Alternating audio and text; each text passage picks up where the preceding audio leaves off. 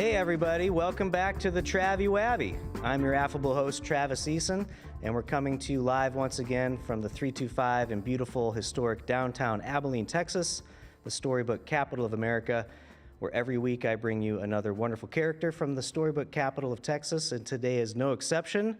Please give a light round of applause for my guest today, Garrett Bryan. Take it away, Garrett.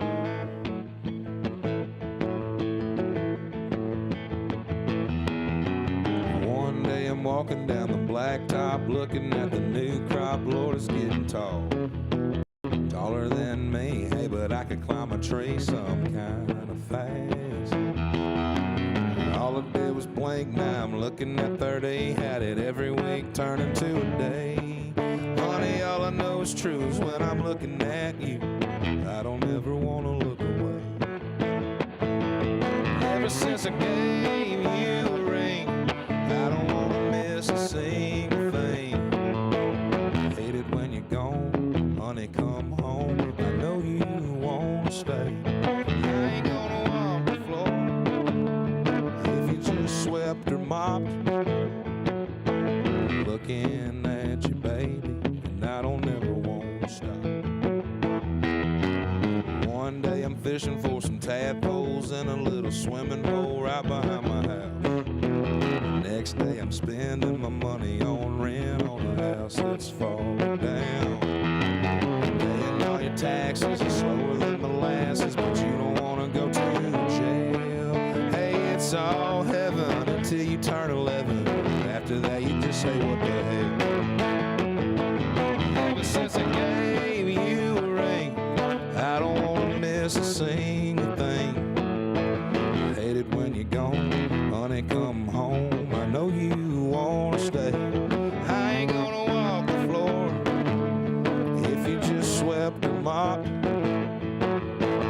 Looking at you, baby, and I don't ever want to stop. One day I'll be on my deathbed, you'll be rubbing my head, hope it has some hair. Hope I lived a good life, know you've been a good wife. I bet our kids will be there, but I hope y'all ain't crying and rubbing on your eyes. Hell, I wouldn't even spare a wink, 'cause we're all out of power in your very last hour, and it all goes by with a blink.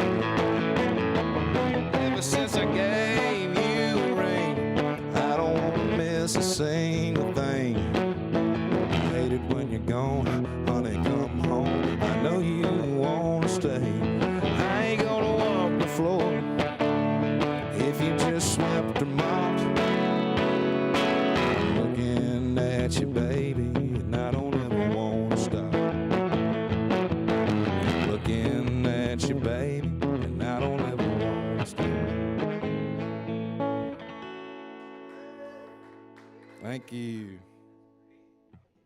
And go ahead and get your guitar put down and hop on up here into the hot seat, and we'll start asking you good questions. Friends, we'd love for you to come down and catch a Travi Wavi live. We do these Thursday mornings around 10 a.m. We come to you from the Neon Parrot Live studios, and we're located next door to Majestic Coffee Shop, allegedly serving Onyx. We'd love to have you come down and join our live audience, catch the Travi Wavi show. We have a lot of other wonderful podcasts that we bring to you every week. MC Josiah's Rizism with co-producer Tim Prozier from Infocus Digital, Sam Wolf, producer extraordinaire. And let's kick off today's Travi Wavi show after that wonderful musical intro. Garrett, welcome. Thank you for having me. I'm really glad that you're here. So Garrett, the first question I ask all my guests, and we'll ask you as well, is do you have any siblings? Yep, I have 4 sisters and 2 brothers. Man, that's a lot. That's a big crew. Mm-hmm. Your mom's a saint. Yeah. They all live nearby? You guys No, half of them are here and half of them are in Louisiana. In Louisiana? Where about in Louisiana? Like right across the river from Natchez, Mississippi. Okay. Yeah, and just a bunch of small little towns over there. Very cool. Concordia Parish. And the rest are still located in Texas?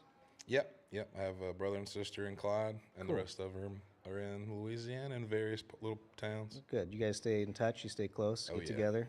Oh, yeah. Yeah? It's like Thanksgiving at your house, or? Oh, yeah. Yeah? Yeah, Thanksgiving is it's a big deal at our house for sure. Good. Any reason to get together, really. I like that. Yep. So Garrett, how would you title yourself? I know you as a musician and a producer. What else? What other hats would you say you wear? I wear a lot of hats out of necessity. Yeah. With what we do. Mm-hmm. But yeah, I mean, if someone asks, I just say music producer. Mm-hmm. But even if that was my only job, that is a lot of hats. It is. But yeah, right now, yeah, I guess I would just say music producer. And within that, that's like being a scheduling person and like a budgeting person, as well as like a taste person, just making decisions because of taste, or even like delivering on something just because of that's the vision or whatever. And so there's a lot of hats just in my actual job, but just deciding as a young man to make music for a living. Yeah, I started like I was a folk singer, and then I was maybe like in a band, and then from there I just like I gigged every day that I could until like everyone else, until COVID happened, really. Yeah. Yeah. But you come from a musical family. Mm-hmm. Tell me about that. My dad is a phenomenal musician, great drummer. He's kind of a multi-instrumentalist in like a front porch kind of way. But he's like a legit drummer. And I have a great uncle who's a legit piano player, like could give Jerry Lee Lewis like a run for his money type of player. And his brother's a phenomenal bass player. And so I grew up around those guys, and I grew up around all their friends, and they all played all the time, and they all like gigs, so they would all have rehearsals. And so yeah, I was like a kid like watching a 3-piece cover band prepare for the weekend. Yeah. And so that's kind of like a lot of my images of my childhood are just like that. Yeah. My the first time I really like saw live music that wasn't just in someone's house, my dad's band opened up for Percy Sledge. When a man loves a woman, like the day that they inducted Percy into the Delta Music Hall of Fame. Oh, heck yeah. So I'm like 9, and that's happening. And my dad's like, "You want to come backstage?" And I'm like, "Yeah." And then I've just been like ruined ever since. Like, yeah, pretty I was like, much. "Oh, this is the side of this that I'm supposed to be. Like I'm supposed to be standing over." I was like so uncomfortable. You know what I'm saying? I don't know. That's like a weird kind of it's a weird thing to like call that an absolute truth, but. Yeah, it was definitely like if life is just forks in the road, like there was one that day, and I turned and committed, I think about live performance. You know, my background's theater, but once you get bit by that bug to be on stage, to be in the spotlight, to be performing for an audience, I mean, it's kind of like it's terminal. You know, it's going to go with you the rest of your life, pretty much. Yeah. So I know that you know producer Sam Extraordinaire from doing shows way back in the day when Majestic Coffee Shop was Neon Parrot Live, and it was kind of a wine and beer bar, and we had live music pretty regularly. And you played there solo and also with. Yep, I played some solo shows there. I played some shows there with Callahan Divide, which I was in some bands before Callahan Divide, but that was really the thing that like showed me some legitimate things to learn about the industry and touring and everything, and next door here, Sam was always really it was always one of our favorite places to play in town because it was like music forward rather than like how many beers are you guys gonna sell. Yep. Which was like I don't know if it's like that right now, but like that's what a lot of the beginning of gigging 3 or 4 times a week kind of was that's what it felt like for me. Was like, how many beers can you sell? Yeah. How many? We're promoting the alcohol sales and not For the sure. music or the band so much. Yeah. And then I've gotten to know you just a little bit because you've been real influential in my son's life. Letting him come out and intern for you out at Wonderland Studios. Yep. Talk to me about Wonderland Studios, you and Travis Fox, kind of how you guys started all that. Give me the birthing story. Well, what we were just talking about kind of like bridges us right into that.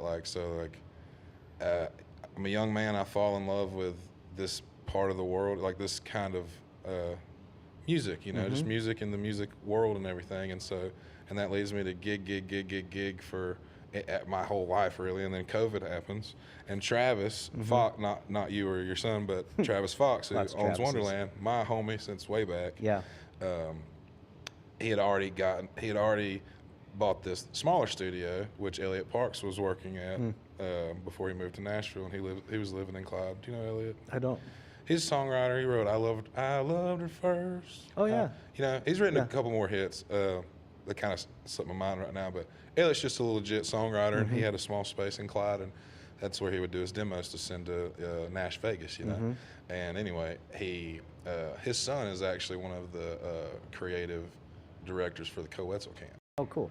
Anyway, they're music affiliated. They're super legit. They lived in Clyde. Now they live in Nashville. So Travis got this small space at the same time of my tour schedule evaporating right in front of my eyes. Yeah. And so he let me, he just, I don't have any other skill set, bro. And so it was like, I don't even know if I have time to go learn something else. I gotta go make some money now. Yeah. So Trav had things that I could do. He needed bass parts tracked. He needed drums tracked that maybe he didn't want to do. He needed guitars tracked and harmonies, and I just did anything I could. And then that grew into like some of my friends. One friend in particular, Dane Pack, phenomenal songwriter. He was the first friend that goes, would you produce this? I'm doing this album and I'm doing it here. Would you produce it for me? And I was like, oh yeah. And I just treated it like I've treated mine. And he knew that if I treated it like I treated mine, he's seen me make some of mine. We were close friends, and we lived together for a while. So he saw me write a few records, and he saw me really kind of nerd out about maybe like themes and things that maybe kind of going to go over a lot of people's heads, but just were important to making it. And he wanted that for his record and trusted me with it, and so I treated it like that.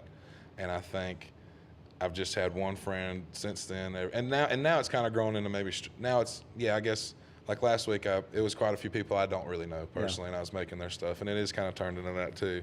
But it really started with friends trusting me with their vision and trusting me like I'll baby it like I'll baby mine, but I won't like force mine necessarily onto it. I'll bring my taste or whatever, but I'll hear you out on your vision, and let's tackle that together. Yeah. So we do that at Wonderland. But Wonderland specifically is like a state-of-the-art recording studio. Yeah. That's your real question. Sorry to babble. No, about that's that. okay. I just wanted to lead into that. Wonderland's an incredible place. Yeah, they built Dr. Gallo, which was he's a doctor here in Abilene for a long time. Him and his brother are just these amazing architects that built a room within a room, and it's floating on sand, protected by the rubber, and so even the train that's right outside the door, we're not affected by that at all. And I mean, even I would go as far as to say, like, when the data center becomes just a reality, those things have like infrasound. I don't know if you're familiar with that, but it's just like all the sound that you can't really hear, but it's like affecting you. Vibrationally. And so like those things are loud. You can hear them, but also just your body can feel them. And I think we're even going to be protected from that just because of how it was set up from these brilliant dudes in the late 70s. Elvis's camp's been through there. The Pantera camp's been through there. That's cool. And we have a bunch of like unconfirmed things too that I love to say. I'm not going to say today because we're actually like on tape today. But yeah, I love to like throw a bunch of names out that I have no proof of too. But it's just an inspiring place. Yeah. And it made when Travis Fox was when we were both like working out of this smaller space that Elliot owned, and this bigger space came up for sale. It had just been like rained on. There was a bunch of smoke damage in there from like people recording music in the 70s and 80s, and there was just a lot of things to do. And I think Travis Fox thought, well, if anyone else gets it, they're going to turn it into like an axe throwing place. Yeah. And so there's not really a lot. There's a lot of places to record music, but there's not a lot of like architecturally sound recording studios necessarily. They're not just making those all the time because so much of good music right now can be made in a square room, and that's like the first time in history that's a thing. There's still a lot of challenges that come with that. That like this space just doesn't exist there. But that's what we're trying to do with Wonderland is see your vision and make it into a reality. And that's what Wonderland is like this is just a state-of-the-art place that happens to be in our backyard. Yeah, just down the road. Yeah, it's super cool. I want you to show us some of the feathers that you have in your cap because you've been awarded some accolades. I know you're a multi-Grammy nominated artist. So share with our audience, go ahead and... Yeah, I mean, boost yourself up. Okay, push your chest appreciate out. it. Well, I've won second place on like a bunch of stuff. Okay. You know what I'm saying? So I've got to rub elbows with a lot of winners. Mm-hmm. You know what I'm saying? And so that gives me a winning attitude. And you need that because you need to see somebody win something, Mm-hmm. and it's not always you, but you need to see you needed some wins. You need to celebrate. There's nothing wrong with silver. Yeah. You know, if you go do something crazy, you get second place, celebrate that. And none of these things are competitions. They're all like meeting grounds. They're places to go like network. You know, I just didn't know that as a young man. I took everything very personal. But anyway, as we do as artists. Yeah, and so. Yeah, I had to celebrate my little wins, and also just like, you know, I used to just sit like this. Not that I guess I can't today, but like I all the time used to just sit like this with like Co Wetzel or whoever. Yeah. Insert famous friend right now, right here. And the fact that I saw it happen, I'm not like friends with Leon Bridges, but like I saw him like washing dishes at Mag's like, I don't know, a month before he played SNL. It's just like to see it happen, to know that it's a reality, does give me like some type of solace because of the like we have to like commit to our delusion. This is gonna work. Yeah. This is gonna work, man. This is gonna work. Commit to delusion. Yeah, I mean, we have to without even knowing it. Like, you know, it's more of a curse maybe, less of a decision, right? I don't know, maybe just speaking for me, but I think that's just no matter what the form is, that's maybe what we mean when we say we're an artist. I completely agree. I mean, there's so many struggles that we as artists encounter in the world, in the real world, in the world, like you said, the forks and the choices that we've made to getting us to this place. Yeah. But I feel like as an artist, I've gotten myself I've followed those forks to such a place that there's like no coming back. Oh yeah, I'm beyond gone. Here. I'm beyond gone. And sometimes that can feel like you're like floating on a piece of ice. Yeah. But sometimes that can feel really communal, you know, just depending on who's around and what's going on. But yeah, anyway, like feathers in my cap, like I said, I've got to rub. I've gotten a lot of cool like technicalities, you know. I made that joke when you first saw me live in Baird. I made the joke about the Grammy thing, about calling up there and getting like, because like, so, you know, there's just things you don't know. One thing was like, I sent albums to the Recording Academy. I mean, almost all of my albums would get, and they just, some box would not get checked. Something would happen for them to not even consider it, you know? Like, other than the fact that like the mass people aren't just listening to it, you know what I'm saying?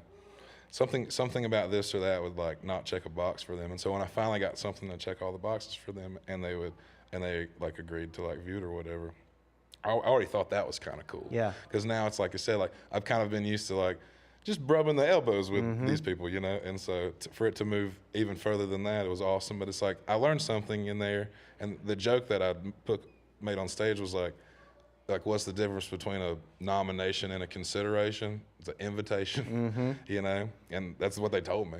They're like, you know, for every category that you see 5 or 6 names, there's like 85 other of us, like, you know, that are like considered for that category. And that consideration gave me my technical nomination, you know what I'm saying? But she told me, and the difference between the two is, we're not, you can come, we're not going to invite you. You know what I'm saying? You know, like if you're in this top 5 or 6, we'll send you an invitation, but you know, thanks for playing, you know? And so that's one of them. You know, I won the Clyde High School talent show. Right on. You know, I've done a bunch of stuff in between, you know, so in between the Clyde High School talent show and the Grammy, like the 3 Grammy nods. I don't know. I've any competition in town that exists now that existed then, I did. You know, if it was Outlaws or whatever, anything the radio would put on, and they used to do the competitions at Lytle, I'd go. I never won any of those, man. But I met everybody that I'm friends with now. Yeah, and I took those losses personally because I thought I could, you know, I really thought I was supposed to win, you know. But I will say, like the first one I did at Lytle, like I met Colton Fox, who's Travis Fox's brother. And we played in a band together for 10 years after that, So the one for Outlaws, I met, I don't know, a couple other buddies, you go, these things are like we're all magnets to our own people. And so, yeah, that's how I met the guys. Was a competition, was for the ranch in Fort Worth. That they do it like the ranch showdown competition or whatever. So like I met them and like I don't know, maybe like Randall King or somebody like that. And that same that's how you go make friends. It's like it doesn't always feel like a competition. Sure. Those are actual competitions. But yeah, I didn't win any of those things. So I mean, this just kind of goes back to everything for any artist, I think could recognize themselves in this, that you have to put yourself out there. You got to take a risk. You got to put your neck on the line. But at the end of the day, it's really about the networking and who you get to meet. Yeah. Yeah, and it's also about diversifying, like, about like wearing all these hats. So like, if I sat here and we can sit here and try to list them. Sure. It's a bunch of them though, it's a lot. I do a lot of writing and editing for people. I would also like will help them with their. I'll help a lot of our homies. Like they're like, what is copywriting? What is distribution? And these are conversations I just have every week. So it's like, I'm like in my mind I'm just like a music maker, but like everything in between the session is just like being a homie. Just like. There's a lot of I've been in this world since the jump for me, and so like publishing a song on BMI is like not intimidating for me.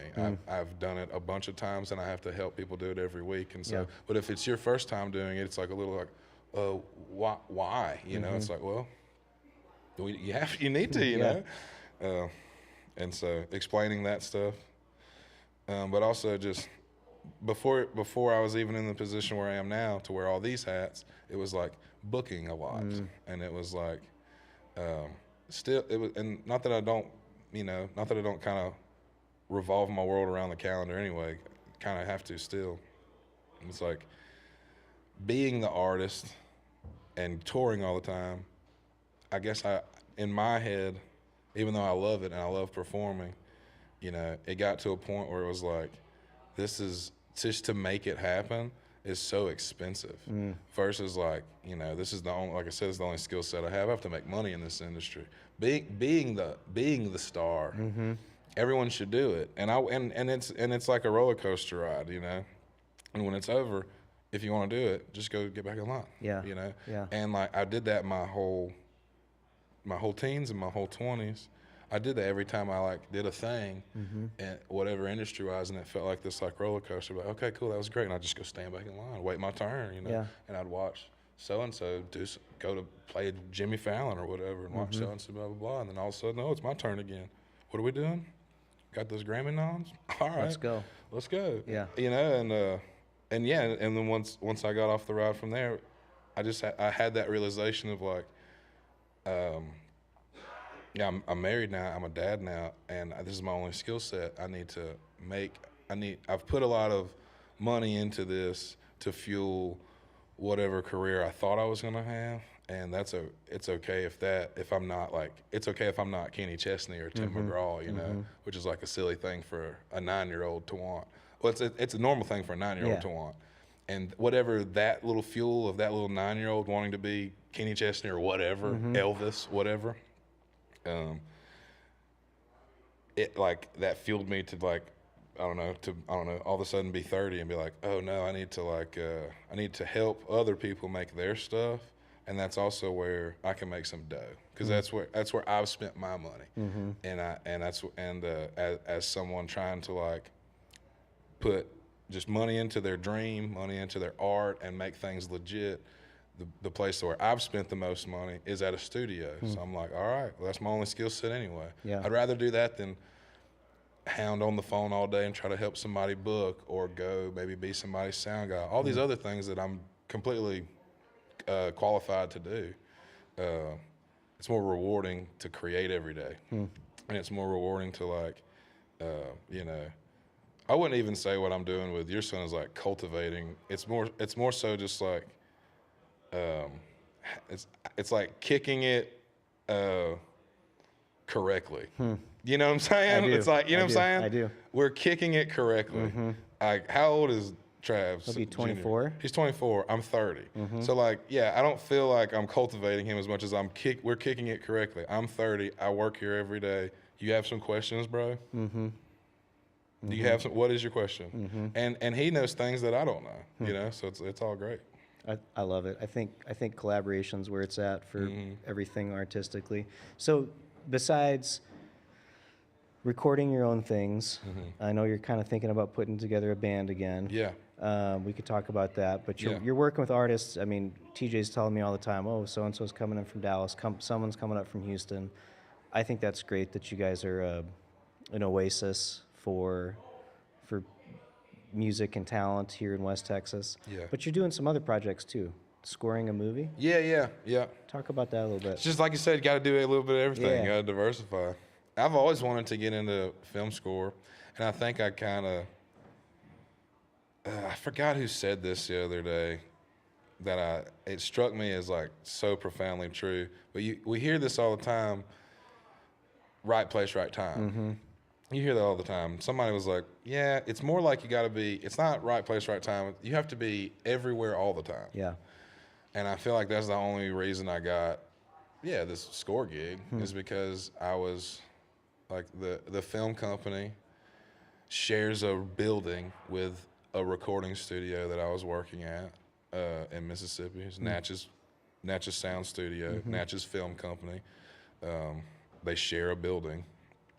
And I was there producing a single for somebody, and I got there 15 minutes early, and the only person there was Davis, the director, and he was like, "Let me show you what I'm working on." And I watched, and I just loved it, and I watched a version that had like AI stock sounds on it, and like kind of like bad atmospheric, still like wasn't finished, but I was like, it was just shot really well, and he's great. He's done like 30 films, and they did Reese Witherspoon's last film. Cool. And they did Get On Up, the James Brown story. Like, they've done a bunch of good stuff. And so I knew it was going to be good. And I was just like, who's doing the music for it? And he was like, we don't have, do you want to? You know, it's just like, we don't have, he didn't even finish that. He was like, do you want to? You know, I was like, yeah, bro. Sign me up. And I was literally working on it the next week. Nice.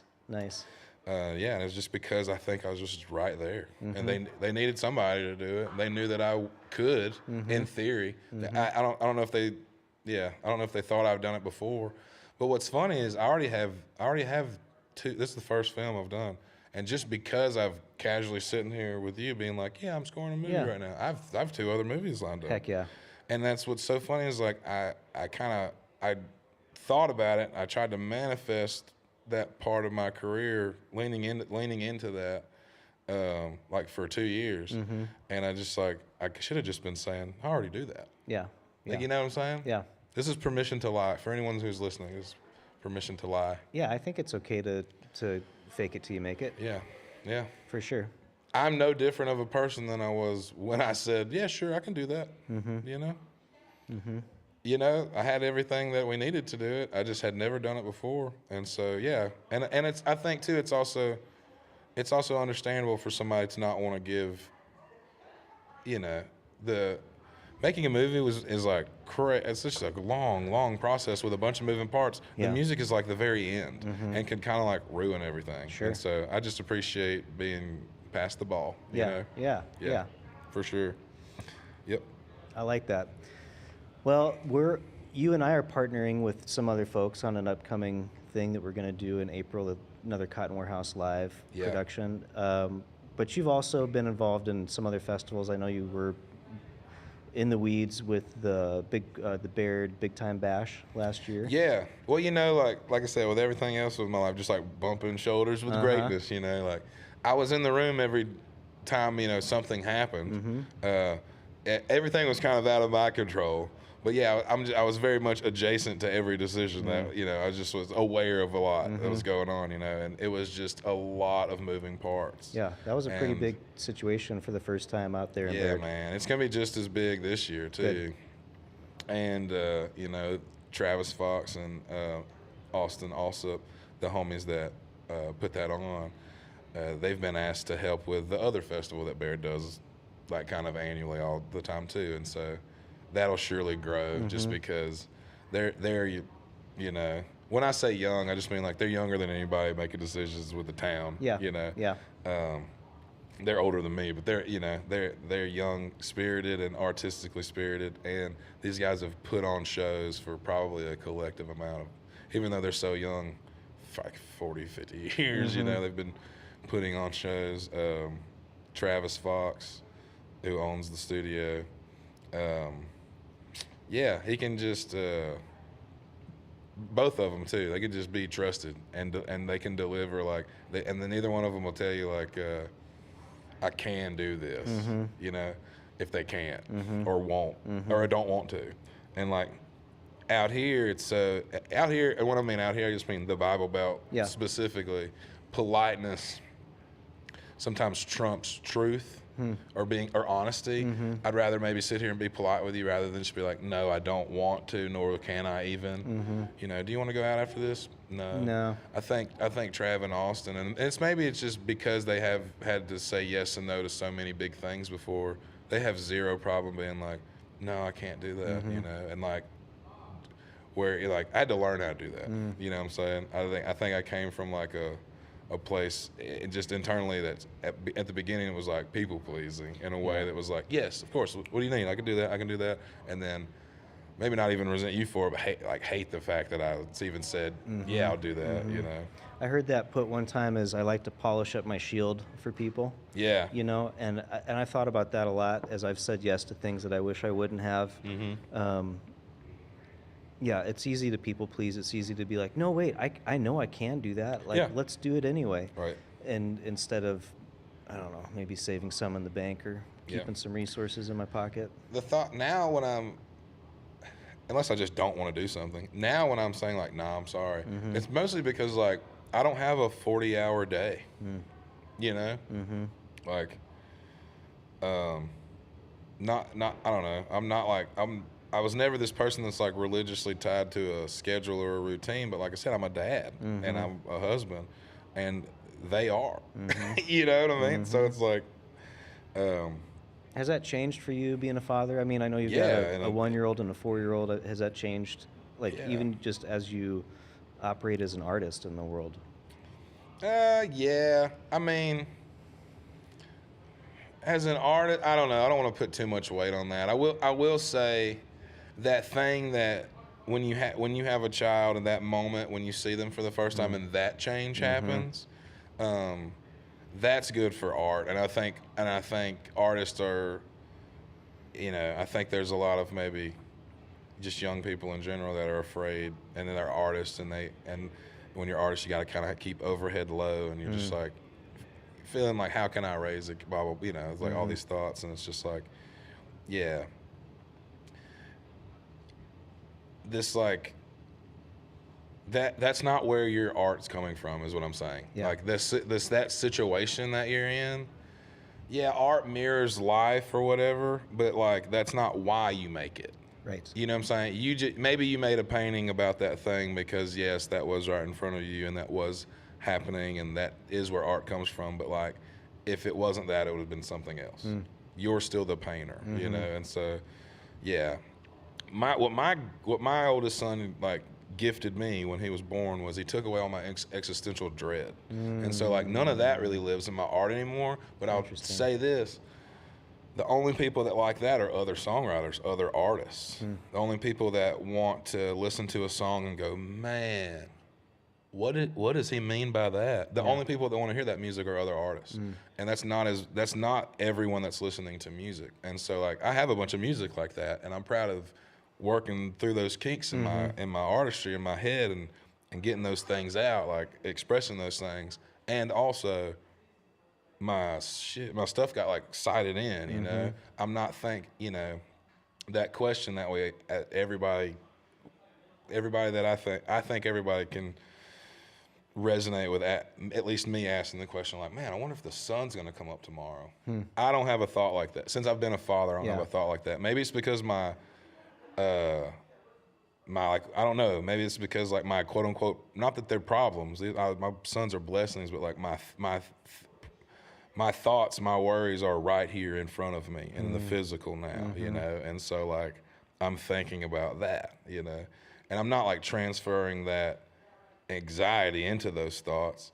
I just don't, it's like I don't have the space to go like, yeah, what if the sun exploded, you know? And I just used to spend a lot of time in that space. It's crazy how... And make a lot of stuff from that space. Yeah, well, I mean, that seems... I don't know, I wish I could be more articulate about this, but that seems to make sense to me as I survey the land of artists and those with children and without. There is a little bit of a shift because I don't know if it has something with legacy or passing on art through generational passing, but yeah, there is a sense of like it's darker for the artist's soul until, and then, maybe this isn't true for everyone. Maybe there's artists that have had kids and they still stay in that dark spot. But yeah, I think I can relate to that in the sense that there's like, well, it doesn't stop with me now.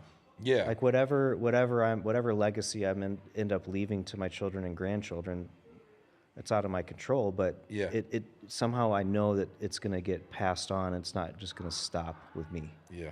Yeah. For sure. Yeah. Yeah, and like pulling my art out of that is like what our friend Andrew Holmes would call like the esoterical way of kind of making stuff, to being a little more poignant. I think it gets me into like the song that I just played, where it's like, yeah, it's the appropriate amount of, for a country song anyway, it's like the appropriate amount of deep. You know, we don't have to drown us in it. Yeah. And I think I was like kind of really in my early songwriting, I think I was like, y'all ain't even ready for, you know what I'm saying? Like every song had to be like, I'm gonna drown, you know. Yeah. I'm gonna make you feel this so hard. Exactly. Either the protagonist would die or you'd wish that they did. Yeah. And it's just like, that's not really fair, dude. To do to an audience, especially like when you're just a glorified beer salesman, like that's not very fair, you know. And so anyway. It's been interesting, you know, with my son interning for you, who I'm bragging on him. I think he's a wonderful songwriter, but you've influenced the way he thinks about it. And we were sitting out front on the front porch last week, the week before, got inspired. He's like, Dad, help me write that. Grabbed the guitar, we threw lines back and forth at each other.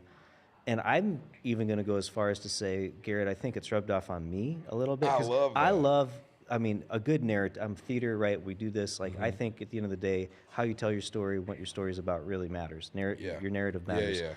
But so we started talking about, like, of course, his sister just got married. So, like, you know, okay, is a song from the perspective of the pastor?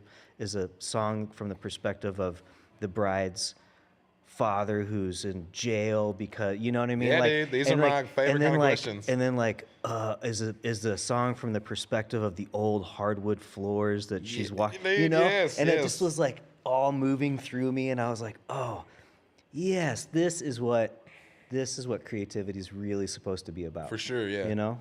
I love it. I love it too. And yeah, man, it should feel more too like kind of. You kind of have to you have to check in with that little part of yourself.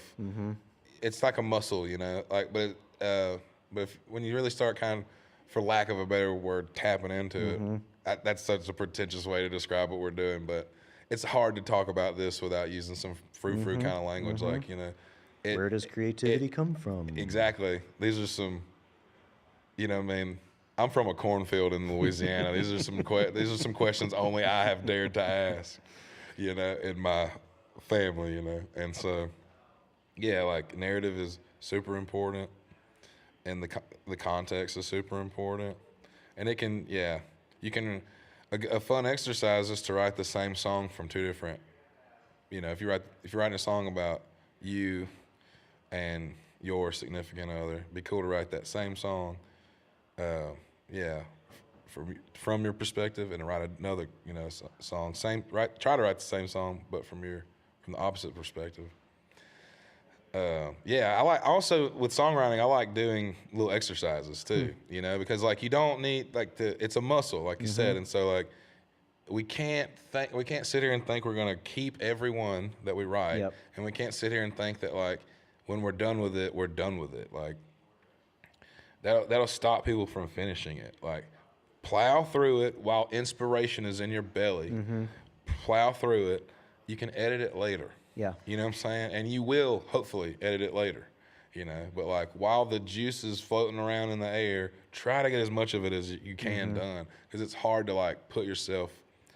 You know, like I said, it's harder for others. It's easier for others, but that thing only comes from like who's flexed that muscle the most.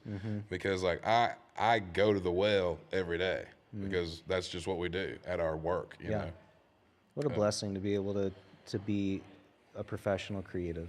Yeah. Right? Oh yeah. I'm super grateful. Yeah.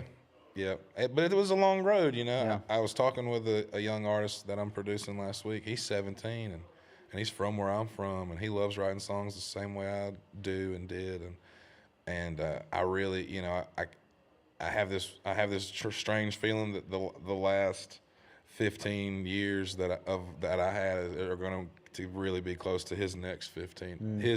You know, I just feel like I walked a path that it's going to be very similar to him if he just loves it the way he does today. And he asked me like, when did you know you like made it? And I was like, Thursday. Yeah. November. Yeah.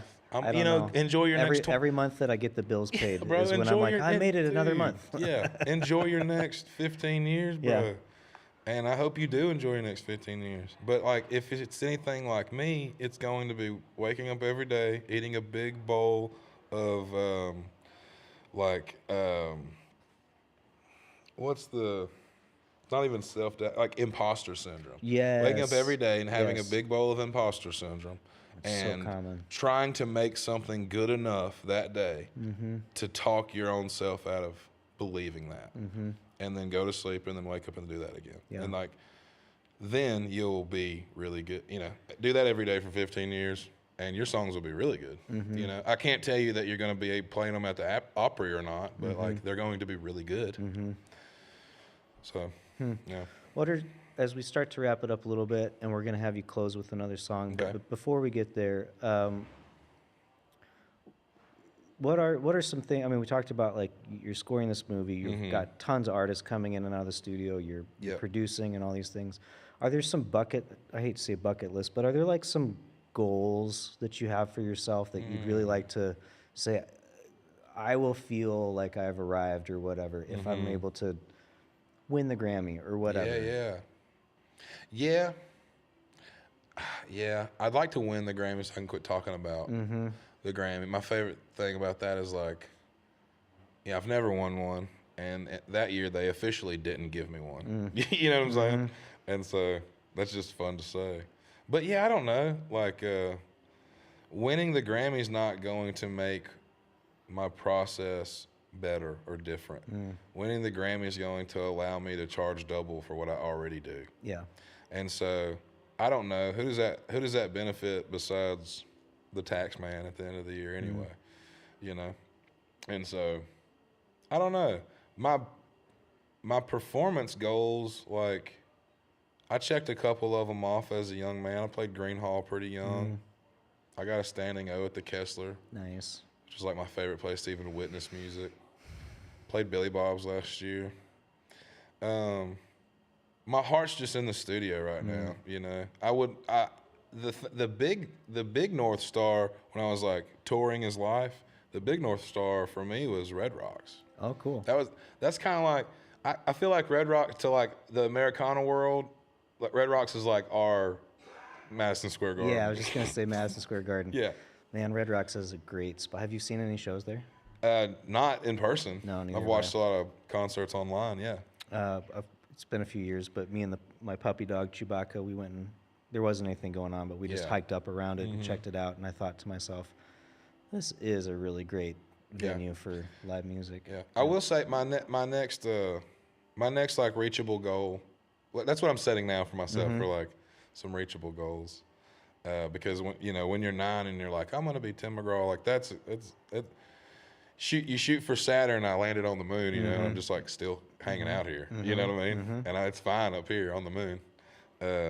But yeah, I think my next reachable goal is like the same networking that I've done, the same type of networking I've done on the ground level of the live music world and the recording world. I'm kind of just now doing that in the film world. And I'm just now making some friends in that world and getting trusted to do some jobs here and there. And yeah, I guess like get the Netflix check by the name, and just grow the resume in a way that, like I said, yeah, it's like just legitimizes what I'm going to do before I even show up. It's like, if you're gonna come make something with me and spend a bunch of money to do it, there's a lot of trust that goes into that. And I think it's easy for me to get my friends around here to trust, or maybe like the handful of fans of mine that happen to write songs too. I think it's easy to gain their trust with this creative thing because they like my creative things.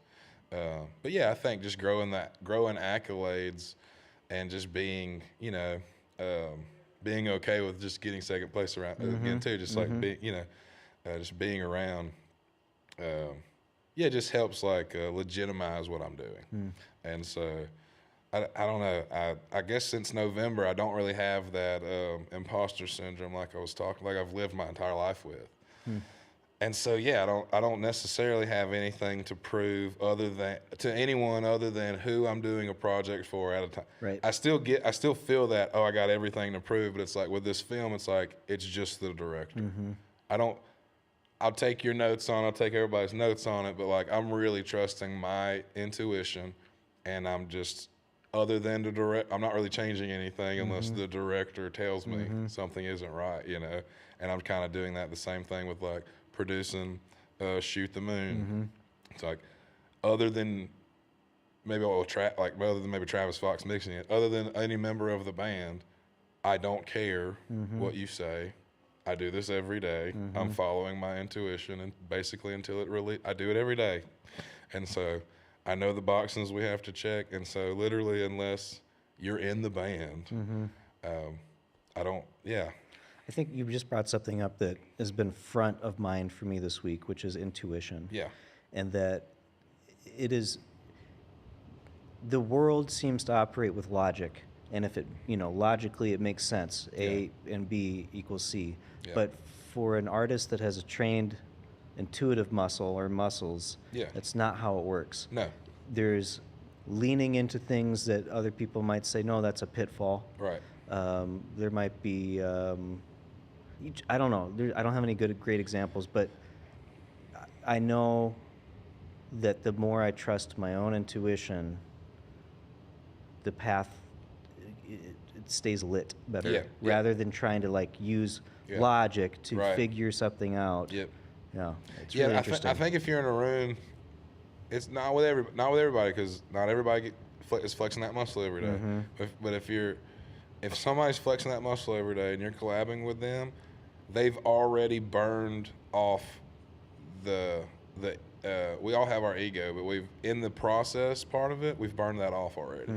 And so my idea is not even my idea, is what I'm trying to say. Like you said, I'm trying to like follow this path that's already lit for us to follow. And like, because there's 5 other creative visionaries in the room today, it's just my job to direct us back to it. Yeah. It's not my path. These aren't my ideas. Right. I just go to the well every day. Yep. And so I can see it. If you may see the next 5 feet in front of you, and I can only maybe see the next 12 feet in front of us. But because I can see the next 12 feet in front of us, I'm going to make the decision right now. Yep. But I'm not there to stifle. I'm definitely not. I'm not there to even decide. Yeah. I don't feel like that, and I don't love making big decisions with a band, with like in a room with a full band. I don't mind doing it. I don't mind doing it at all, but when there's 5 people in there who's been rehearsing one song one way, and this is their day to capture that, I am hesitant to just change be it. the idea man. Yep. There's 5 people Yep. who love this, and Yep. they're going to the. I've been to the well already 3 times this week. This is their first time going to the well this week. They need time to. Mm-hmm. It just is what it is. But at a certain point, there were like even in that session, there were times where I was like, and we're just getting off the path. I'm sorry, guys. It just feels better to do this. Mm-hmm. And they trust me to make that decision. But it's like, it doesn't feel like it's my idea. Yeah, I kind of get the sense, that one of my heroes is Rick Rubin, right? Yeah, I like Rick Rubin. Because just his sense of taste and intuition and it's not my decision. I'm just here to help kind of, right. I think it could be a little bit more red or a little more blue, whatever. Yeah. Right? I love his philosophy about it. And I think like I'm taking like what I've like flipped through his book of the way he thinks, but I'm actually a music person. Mm-hmm. Rick is like, what I mean by a music person is like I'm a musician. Yeah. I can deliver these ideas. If I have an idea, I can 9 times. If I can't deliver it, I can call somebody that can come deliver it for us. Not that Rick can't call somebody, but I'm saying like, Just different approaches. I'm thinking about it in this like ethereal way that he's thinking about it, but I'm also when I'm in that, I'm also holding the guitar, I'm holding the bass, going like, where, like, and how do we marry? And when I'm not holding, because like yesterday, TJ's holding the bass, it's not me, and so where's the line between his thing that he's thinking of and this thing that I'm thinking of, and now I'm not playing it, he's playing it. Now we have to communicate with words, and talking about music is like dancing about architecture. And so, and we get there. Yeah, and we get there. It's profound. Yeah. Well, any final thoughts, and then we're going to get you back on to take us out with one more song. Thank you so much for sharing some music with us today. Thank you so much. Any final thoughts? Yeah, any final Me? thoughts? Anything you wanna leave our audience with? No final thoughts from me. Buy locally. Buy locally. Wherever you live, just buy locally. Yeah, I like that. Yeah, that's it. Well, we're going to, you and I, we're having a meeting right after this with some other folks for the next Cotton Warehouse show coming up. Yep. April 17th. That'll be a free, fun, live event. Anything else coming up for you personally, or any other bands you want to promote real quick? Man. Yeah, check out Cash Buyers. He kind of got duped on American Idol last year, and we're making a phenomenal concept album for him. He's really leaning into artistry, and we're looking for some big collabs on the big boy music industry. So we like to say that we're in the minor leagues over there in Clyde, but I think we got some people in the major leagues going to help us with that release. Other than that, yeah, Shoot the Moon, check them out. And and call your mother, whatever you do. Yeah, I like that. Yeah. Call mom, tell her you love her. Call mom, tell her you love her. Tell her I love her too. We'll let you get set up for this last show, and I'll make a few more announcements while you're doing that. Friends, we really appreciate you watching the Travi Wavi every week as we bring this to you live on Thursday mornings. Please, I beg of you, subscribe to the Neon Parrot Live channel. We have so much wonderful content that we bring you every week, from Terry Knight and the Singer-Songwriters Open Mic on Sundays to podcasts like the Travi Wavi, MC Josiah's Rizism. We've got live music here all the time. You can scroll back and see a live performance of Garrett Bryan and Shoot the Moon from the end of January. We're just constantly trying to bring you unique and creative opportunities down here at the Neon Parrot Live. Come down, contact me, contact Sam Wolf if you have an interest in doing something here. And as always, you're welcome to join us Thursday mornings as we do this live. And I bring you amazing guests from the storybook capital of America, Abilene, Texas. Without further ado, Garrett Bryan's going to take us out, and we'll see you next week.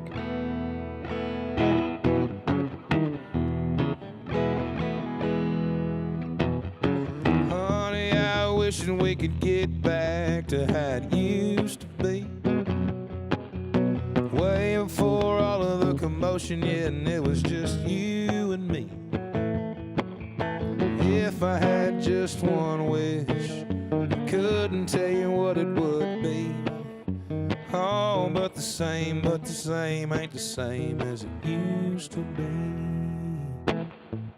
Dog on the porch, glass of sweet tea, radio blasting, can't you see? Screened-in door slamming at me. Oh, but the same ain't the same as it used to be. Honey, I remember when the water was high and we'd fish all day. Ever since everything's done dried up, we've been praying for rain. And we ain't seen a drop. When it starts, I hope it don't stop. Oh, but the same ain't the same as it used to be. The dog on the porch, drinking sweet tea, radio blasting Keith Whitley, screened-in door slamming at me. Oh, but the same ain't the same as my rocking chair blowing in the wind, falling over again and again and again and again. Lord, it's a sin. Oh, but the same ain't the same as it used to be. Used to be.